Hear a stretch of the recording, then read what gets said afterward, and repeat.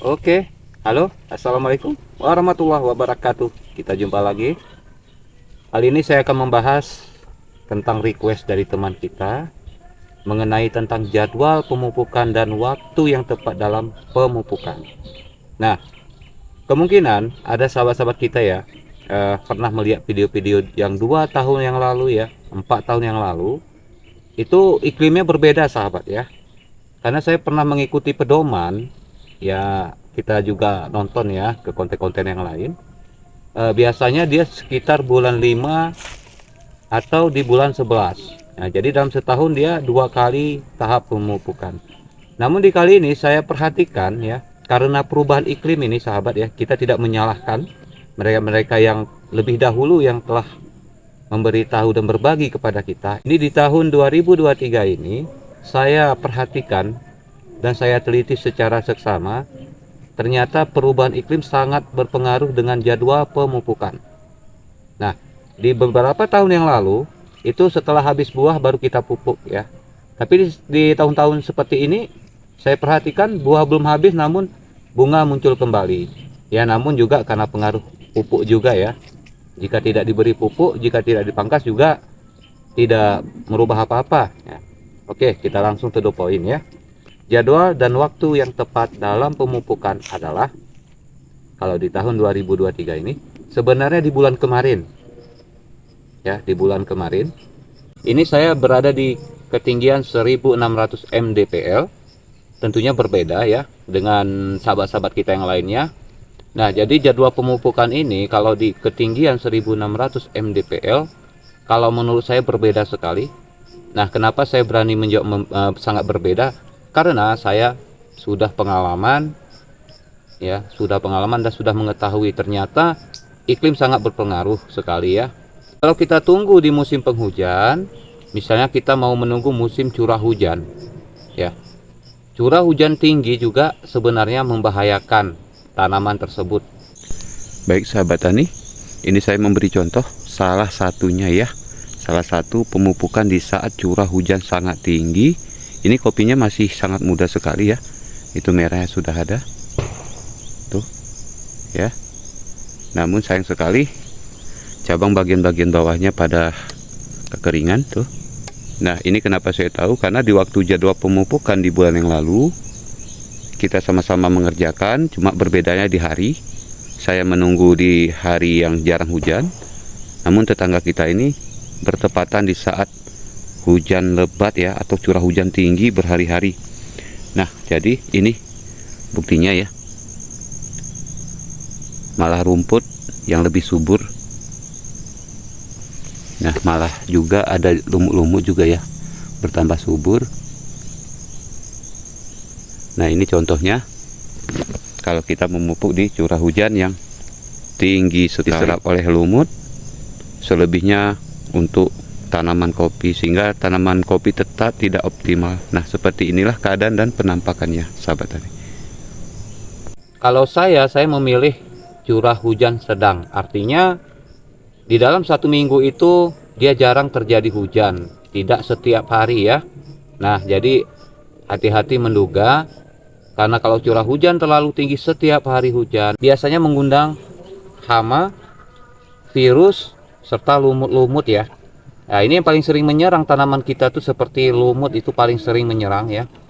Kalau hama biasanya jarang, kalau untuk tanaman kopi itu jarang terserang. Walaupun terserang, daya tahannya masih kuat ya daripada tanaman-tanaman lainnya. Sebagian petani dari kita itu kurang peduli, yang mereka tuh cuma tahu ya paling piringan dan lalu langsung pemupukan.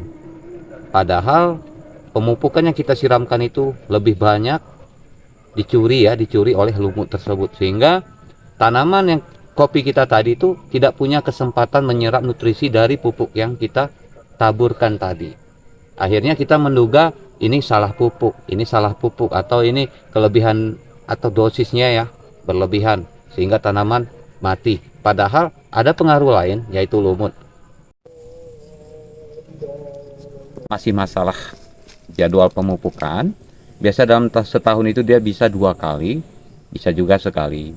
Namun hasilnya kayak pasti lebih maksimal kalau kita lakukan 2 kali. Nah, kapan jadwal keduanya? Jadwal keduanya di sekitar bulan 9 atau 10.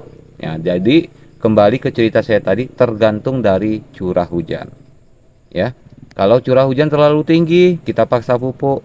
Yang ada itu biasanya percuma ya. Karena yang diserap oleh tanaman itu hanya sedikit, selebihnya di bawah air hujan, selebihnya mengundang rumput sehingga rumput lebih subur daripada tanaman.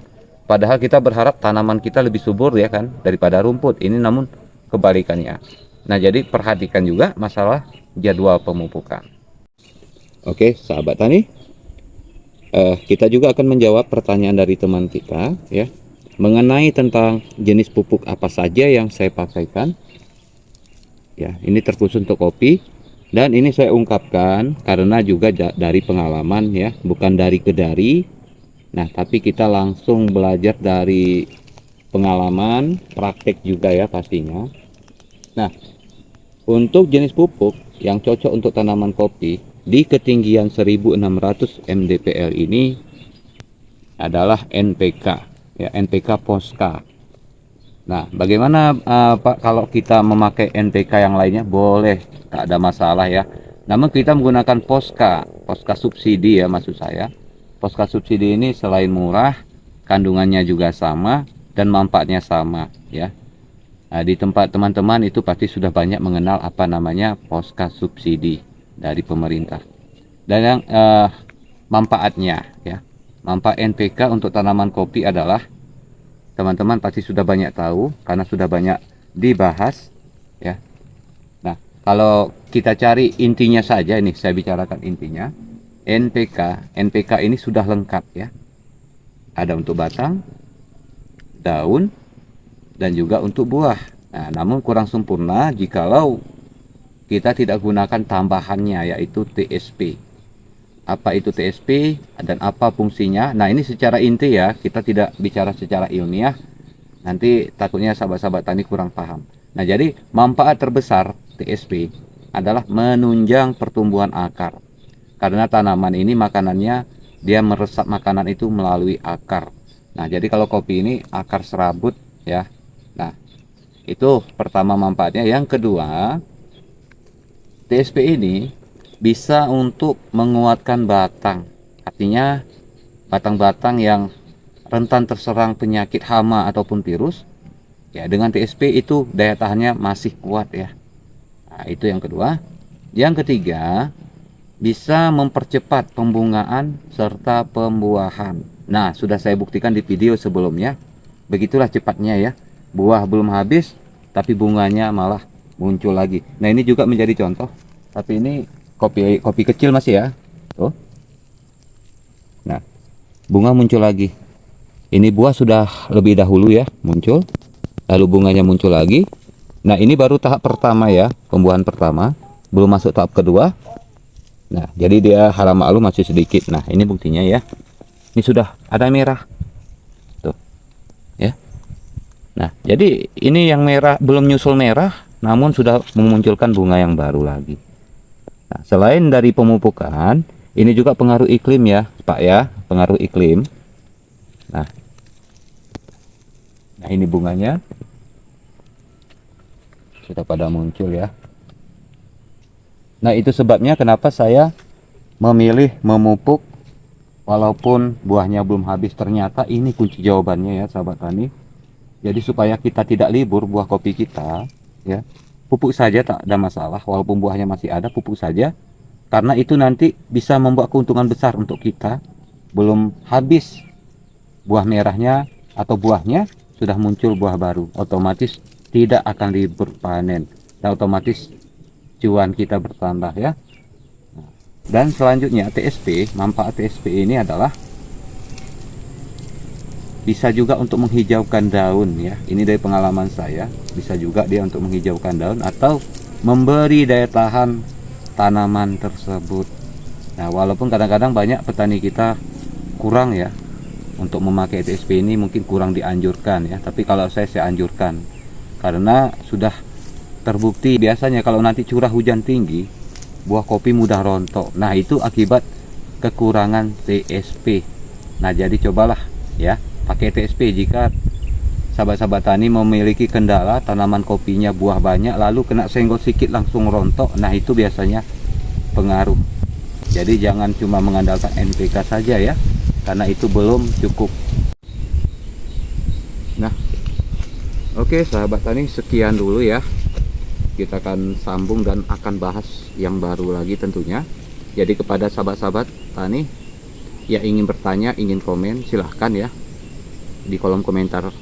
Nah, silahkan di komen saja. Nah, supaya nanti kita sama-sama berbagi, sama-sama kita cari jalan keluarnya. Semoga petani-petani kopi khususnya terbantu ya, dan sangat membawa perubahan lah pasti ke depannya ya. Oke lah kalau begitu sahabat tani. Assalamualaikum warahmatullahi wabarakatuh.